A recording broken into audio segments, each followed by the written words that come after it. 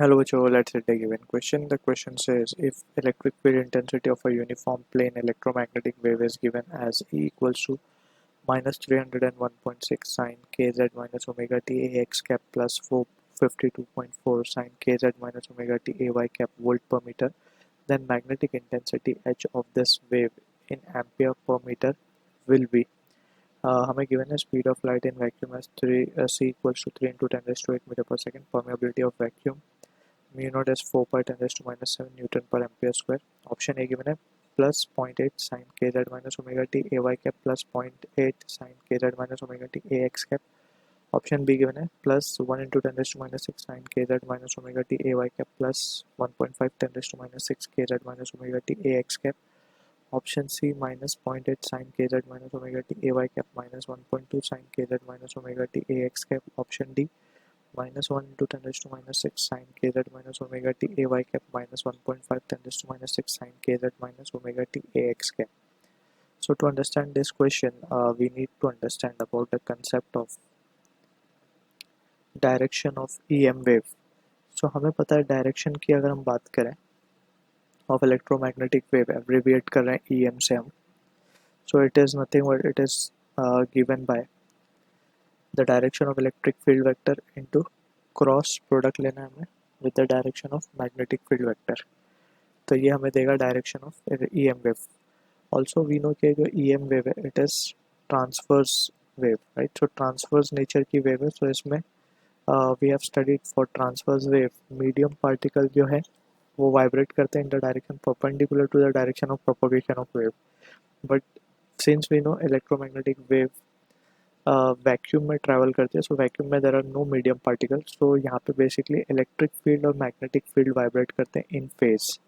If let suppose this is electric field का direction अगर हम मान लें, this is electric field direction. So magnetic field जो है वो कुछ इस तरीके से परपेंडिकुलर प्लेन में उसके वाइब्रेट करेगी और वेव जो है हमारी कुछ इस तरीके से आगे बढ़ेगी. हम ऐसा सपोज कर रहे हैं. We are not taking the exact values के ई क्रॉस बी करने पे वेव कहाँ चलेगी.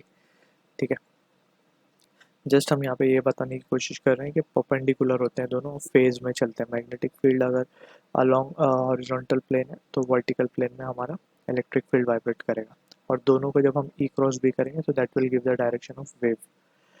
ठीक है, तो फ्रॉम द सिचुएशन हम देख सकते हैं कि ये हमने एक जनरल केस यहाँ पे कंसिडर कर लिया. अब यहाँ पे जो क्वेश्चन में हमें गिवन है उसी को हम एनालाइज करते हैं and will move on further. So यहाँ पे हमें इलेक्ट्रिक फील्ड की वैल्यू गिवन है और हमें मैग्नेटिक इंटेंसिटी एच की वैल्यू फाइंड करनी है, not magnetic field, right. So we have to be careful. इसको हम यहाँ पे लिखेंगे 301.6 के जेड माइनस ओमेगा टी. इसको हम यहाँ minus of a y cap लिख लेते हैं. A y cap is nothing but a unit vector along y axis. X बोला है तो एक्स एक्सिस हो जाएगा. ठीक है, प्लस यहाँ पे दूसरा टर्म है 452. ये बेसिकली दो वेव है इंडिविजुअल सुपर इम्पोज हुई हुई है, कुछ इस तरीके से मान सकते हैं. ये चल रही है ए वाई के अलावा और इनका जो पूरी वैल्यू है वो वोल्ट पर मीटर में. इलेक्ट्रिक फील्ड है तो वोल्ट पर मीटर इसका यूनिट होगा. अब यहाँ पे we need to be careful, हमें इसी के करस्पॉन्डिंग मैग्नेटिक इंटेंसिटी की वैल्यूज़ निकालनी है. ठीक है, अब हमें एक चीज़ तो पता है कि मैग्नेटिक फील्ड और इलेक्ट्रिक फील्ड दोनों फेज में चलते हैं. फेज का मतलब ये है कि ये वाला पार्ट जो होगा उनका सेम होगा. ठीक है ना. तो फ्रॉम दिस वी कैन से बस डायरेक्शन हमें निकालनी है तो हम ई बार जो भी डायरेक्शन में इलेक्ट्रिक फील्ड वाइब्रेट कर रहा होगा उसका क्रॉस प्रोडक्ट लेंगे, जो भी डायरेक्शन में मैग्नेटिक फील्ड कर रहा होगा सो वो हमें direction of E M wave दे देगा. अब यहाँ पे हमें ये चीज़ समझनी होगी कि ये जो हम चीज़ यहाँ पे लिखते हैं फेज, ये हमें कुछ स्पेसिफिक इंफॉर्मेशन देता है रिगार्डिंग के किस डायरेक्शन में वेव चल रही है. अब यहाँ पे जैसे के जेड माइनस ओमेगा टी लिखा है तो वेव चल रही है हमारी अलोंग जेड एक्सिस या फिर अलोंग के कैप के unit vector along Z axis. ठीक है, और किस डायरेक्शन में चल रही है प्लस. यहाँ पे जो नेगेटिव साइन है ये शो कर रहा है कि पॉजिटिव जेड एक्सिस में वेव हमारी ट्रैवल कर रही है. तो ये हमें यहाँ से भी पता चल गया, यहाँ से भी यही चीज़ पता चल रही है. तो वेव हमारी चल रही है एक्स डायरेक्शन में, यानी कि प्रोपोगेशन का डायरेक्शन हमें पता है. ठीक है ना. नाउ फर्दर इफ और हमें इलेक्ट्रिक वेक्टर जो है उसका डायरेक्शन भी पता है। इलेक्ट्रिक वेक्टर जो है माइनस एक्स कैप में वाइब्रेट कर रहा है और एक कर रहा है वाई कैप में। यानी कि हम यहाँ से निकाल सकते हैं इलेक्ट्रिक वेक्टर। अगर मैं इस टर्म को बोल दूँ, ये वाले टर्म को मैं मान लूँ कि ये E1 है, और ये जो दूसरा वाला टर्म है इसको मैं मान लूँ कि ये E2 है, तो E1 जो चल रहा है, E1 चल रहा है माइनस आई कैप में, E2 चल रहा है जे कैप में, देख सकते हैं हम। ठीक है, तो ये इलेक्ट्रिक फील्ड के वाइब्रेशन का डायरेक्शन भी हमें पता चल गया है। अब further if we analyse it, so we can see now, अब हमें मैग्नेटिक इंटेंसिटी चाहिए, not magnetic field, right. So we know कि मैग्नेटिक इंटेंसिटी जो होती है, मैग्नेटिक इंटेंसिटी या फिर मैग्नेटाइजिंग फील्ड इंटेंसिटी भी कहते हैं इसको, जिसको हम एच से डिनोट करते हैं, it is nothing but it is P upon mu naught. Actual में जो फॉर्मूला होता है ना नेट मैग्नेटिक फील्ड का, वो होता है बी नेट। कोई भी मैटर में अगर नेट मैग्नेटिक फील्ड हमें फाइंड करनी है, so it is given by the expression B naught is equals to mu naught I plus H.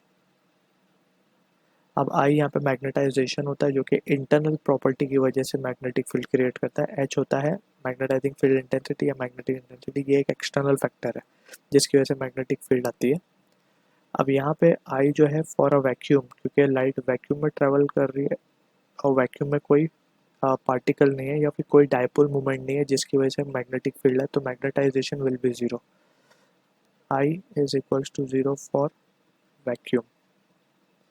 ठीक है, तो ये चीज़ हम यहाँ पे याद रखेंगे। तो जो रिजल्ट हमें बचेगा, क्योंकि लाइट तो वैक्यूम में ट्रेवल कर रही है, तो इलेक्ट्रोमैग्नेटिक वेव जहाँ ट्रेवल करती है वो वैक्यूम ही है बेसिकली। ठीक, तो यहाँ पे जो रिजल्ट आएगा बी नेट का, वो आएगा B is equals to mu naught H. तो एच की वैल्यू आ जाएगी बी बाय म्यू नॉट। ठीक है, तो जो डायरेक्शन बी का होगा वही डायरेक्शन मैग्नेटिक इंटेंसिटी का भी होगा। ये चीज़ भी यहाँ से हमें पता चल रही है। नाउ एच की वैल्यू हम फाइंड कर लेंगे। तो एच की वैल्यू हम क्या लिख सकते हैं, हम E1 के करस्पॉन्डिंग H1 बोल रहे हैं इसको। सो H1 को हम क्या लिख सकते हैं, पहले तो हम ये देखते हैं कि ऑल्सो यहाँ पे एक चीज़ पता होनी चाहिए, bye Maxwell equation we write E naught upon B naught, that is peak value of electric field to peak value of magnetic field is nothing but the speed of light।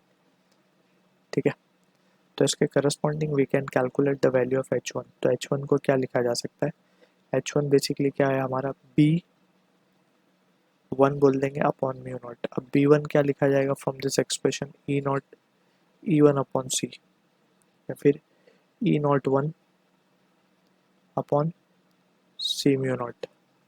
ठीक है, तो ई not one अगर देखें तो ये हमारा ई not one E1 के लिए करस्पॉन्डिंग जो एम्पलीट्यूड है उसको ई नॉट वन बोल देते हैं हम, that is 301.6 divided by c, that is speed of light 3 into 10⁸ into mu naught की वैल्यू है 4 बाय 10⁻⁻7।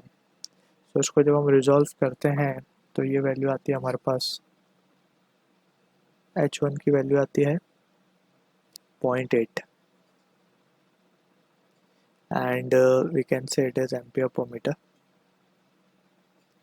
ये मिल गया हमें H1 की वैल्यू। Similarly we will calculate H2।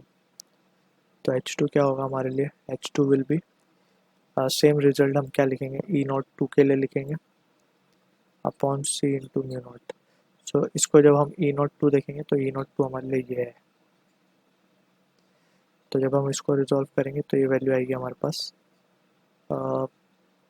452.4 divided by 3 into 10⁸ into 4 by 10⁻⁻7।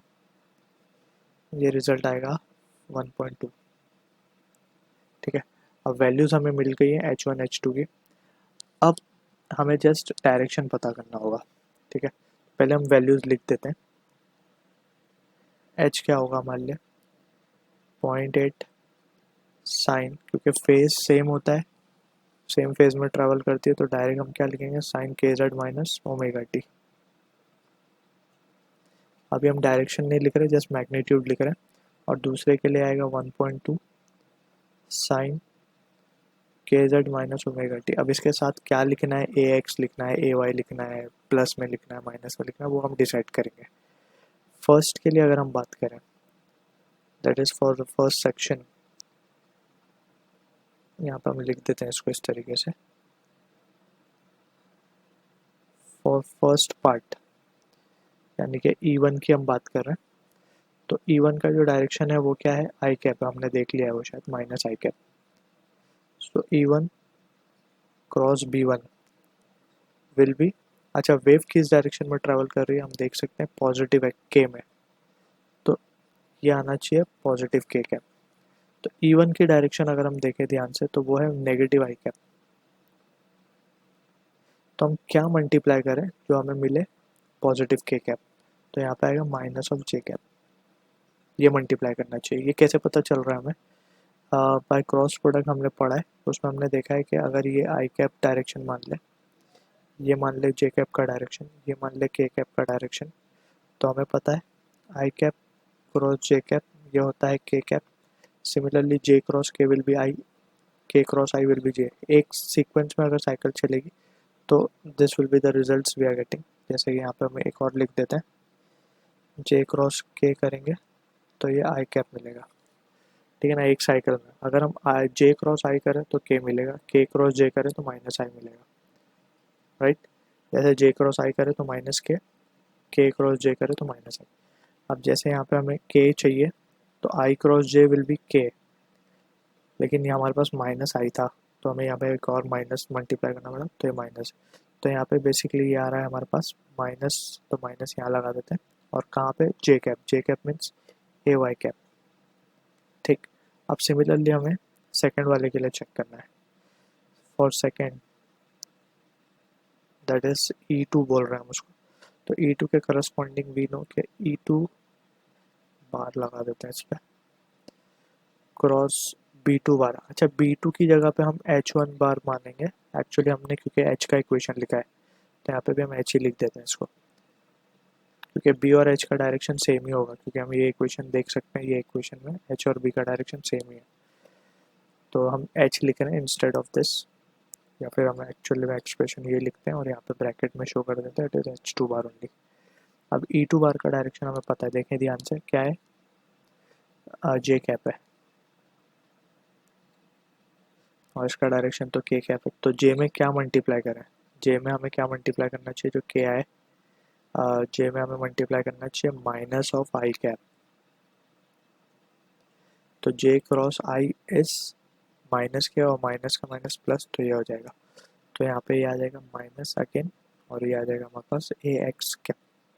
सो अब हम ऑप्शंस को अगर ध्यान से देख लें तो ऑप्शन जो है हमारा correct, so option correct match होता हुआ दिख रहा है option number C. So I hope you understood the solution, all the best.